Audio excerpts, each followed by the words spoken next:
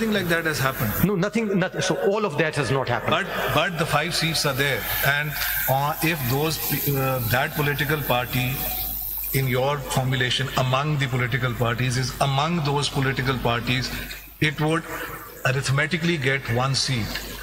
But you are laying a lot of emphasis on the existence of the reserved seats, the prior existence. Well, there's no reserved seat here. So what will then happen? Would those 10 or 5, whatever those returned candidates are of a political party, be deemed somehow, for purposes of the paragraph, to be quote unquote independent, and everyone else gets to share it? What?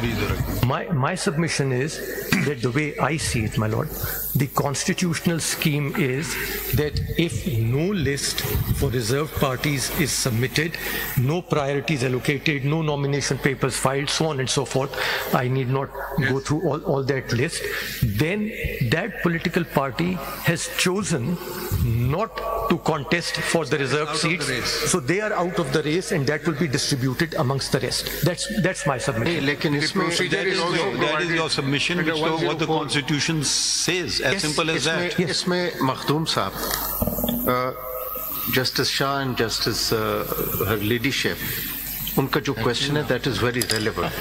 The first limb of that question, as I understand, is whether it is mandatory that the House is complete. As I read sub-article 1 of Article 51, there is no such compulsion, or it is not mandatory that it has to be complete. The second limb is that according to the proportionate representation system, each political party would get only such seats as are in ratio to what they have secured in the general elections, not more than that. आपसे जो बार-बार सवाल पूछा जा रहा है, I mean, prima facie, my reading of the article is that it is not mandatory that the assembly is complete, because there's a distinction between seats and members. It does not say that the National Assembly shall consist of so many members. It is seats and then members. Secondly, how can you get seats more than what you have secured, you see? That is the question. Yes, madam. यहीं पे इसको supplement कर लीजिए. मैंने अपनी question को थोड़ा सा दोबारा रिफ्रेश करता हूँ कि इस्लामिक लॉ ऑफ इनहेरिटेंस के अंदर के शेयर्स को तमाम स्टेट डिस्ट्रीब्यूट हो जाए और लेफ्ट ओवर होती है, फिर प्रिंसिपल ऑफ रिटर्न अप्लाई होता है. प्रोपोर्शनेट रिप्रेजेंटेशन के अंदर क्या प्रिंसिपल ऑफ रिटर्न अप्लाई होता है? अगर नहीं होता तो फिर मेरा सवाल है कि how you got the seats. My lord, I would not import the laws of inheritance. That's a very complicated law on its own into the constitutional law. But may I go back to constitutional law, and may I make a submission on constitutional law?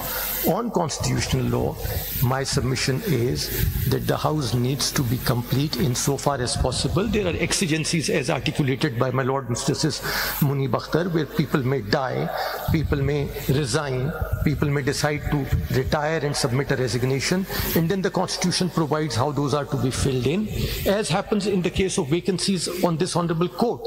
And that does not make the court dysfunctional, but there is also a period where these seats cannot be filled in, as articulated by my Lord Mr. Justice Muni Bakhtar, and that too is provided for in the Constitution. Over here, the proportional representation system is based on a proportionate division between the political parties. The independents, to start with, are excluded from the mix. To take my Lord Mr. Syed Mansoor Ali Shah's example, if in a house of 236 there were to be 2 political parties and 234 independents, because the proportion is in terms of the constitution between the political parties, it may sound extreme, but my submission on the language of the constitution is that the reserved seats will be divided equally between them. But what we're not reading in this is the seats secured by them in the General Assembly. So the general seats secured by them. So these two political parties, the next question would be, these two political parties have secured how many seats in the House? Yes. And then, if they've secured one each, they would have a corresponding share in the reserve. That's it. If they have 100 seats each, then they'll have a corresponding share in the reserve seats.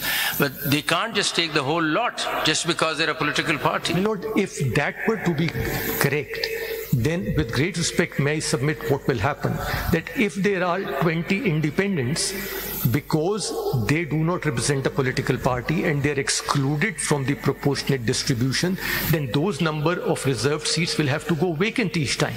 Yes. So, but that is So historically, Mr. to start. The question, as I said, is a unique question because this would not have arisen because of the complexion of the independents in the scheme.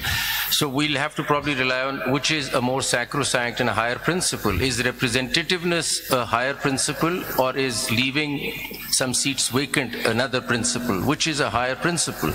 Could proportional representation, which comes out of the Constitution, not a higher principle that must be ensured at all times, and vacant seats would be a secondary principle which we can live with, but the other one cannot compromise or trump the other? My Lord, may I respectfully say the Constitution says, in accordance with law, through proportional representation of political parties' lists of candidates on the basis of total number of general seats. On the basis, so independents are out. Now, let us say if there are 100 independents and they don't join any political party, what is to be done with the 60 seats for women? Are they to be proportionately reduced? That can be one way of looking at the Constitution. My respectful submission is no, because the House needs to be complete insofar as possible. At the risk of, when you're completing the House, at the risk of changing the representativeness, that's a higher principle being offended. No, my Lord. No, my Lord. With respect, may I submit, no higher principle gets offended. My Lord, Mr. Makhdoom Ali Khan, just started. When you're talking about principles, please can you refer to the Constitution where this is listed? My Lord, the Constitution over here recognizes... is the concept of principle mentioned in the Constitution? We're expounding the Constitution. I'm just asking the Learned Counsel, is it or not? My Lord, my submission is that it is not. But there is a principle. Please read Article 5(2). Yes. No, yes. Please read it. Let's yes करके हम इसको इतना आराम से नजरअंदाज ना करें. Obedience to the Constitution and law is the inviolable obligation of every citizen, wherever he may be, and of every other person for the time being within Pakistan. This is the only principle enunciated in the Constitution, and I hope you don't mind my saying so. We are so indulgent of autocratic rule, और आप भी रह चुके हैं dictator के attorney general. वो वक्त था जब मैंने वकालत छोड़ दी थी, पता नहीं कितने साल, जब तक वो जजेस रिस्टोर नहीं हुए. ठीक है, हम जब भी कोई जमहूरियत आती है तो हम छुरियां निकाल के आ जाते हैं सामने, और जब भी कोई डिक्टेटर आता है तो फौरन उसके साथ हो जाते हैं, मिनिस्टर बन जाते हैं, अटॉर्नी जनरल बन जाते हैं. असूल की बात करना है तो बड़ा असूल बात करें. सबसे बड़ा असूल ये है आइन का असूल. ये आइन का असूल पे क्यों नहीं गामजन है? ये प्रिंसिपल और वो प्रिंसिपल, वो कंसल्स थ्योरी ऑफ लॉ, इसी ने तो पाकिस्तान को तबाह करके रख दिया है. अब आप चलें, आइनी कोर्ट हैं, आइन की बातें करें. कहाँ लिखा है कि हम फलां प्रिंसिपल इंपोर्ट कर लें, वो इंग्लिस्तान के जज ने क्या कहा है और उसके जज ने क्या कहा? पहले बताएं कि जी इस पे ज़बान इसकी वाज़ेह नहीं है, आगे बढ़ते हैं, बता दीजिए हम. तो ये आइन तकद्दुस है. ये आपकी मर्जी नहीं है कि आप इसको फॉलो करें, नहीं, आपको करना लाजिम है. आप पे, हम पे डबल लाजिम है, इसलिए क्योंकि हम ओथ ले लेते हैं कॉन्स्टिट्यूशन का, आप नहीं लेते oath. I hope you don't mind these observations, but these are the facts of, we talk about history, let's talk about complete history of Pakistan. Then My Lord, may I? Makhdoom Saab. Can you respond to this? Makhdoom Can you Saab. please respond? Makhdoom We'll Saab. give you a break. Makhdoom We'll give you a Saab. break Makhdoom to Saab. ponder over it. Makhdoom and Saab. we can take it up after that. I'll welcome it, my Lord. I think that's the... Makhdoom Saab, with great respect, today the Constitution is not being upheld. Whatever is happening, everyone knows. And everyone is pretending as if we are only talking about the past. Today, let this court not be seen as complicit. That is why it is so important to secure the rights of the people. Everyone has made mistakes in the past. No one is an angel. But there has to be a resolve to say one day, enough is enough. Today,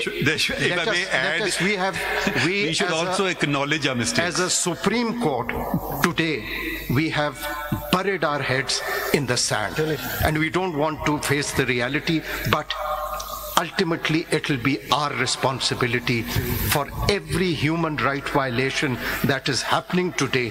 The enforced disappearances, I mean, we don't let them speak.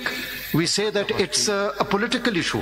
It is not a political issue. My Lord, it is about the Constitution, the grave violations that are taking place.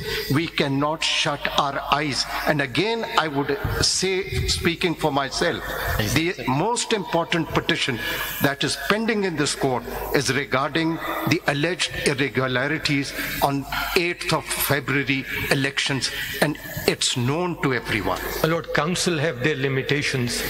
Your Lordship, sitting at that exalted position, can say things which may expose me to the law of contempt. Mr. Makhdoom, I think this calls for a cup of tea.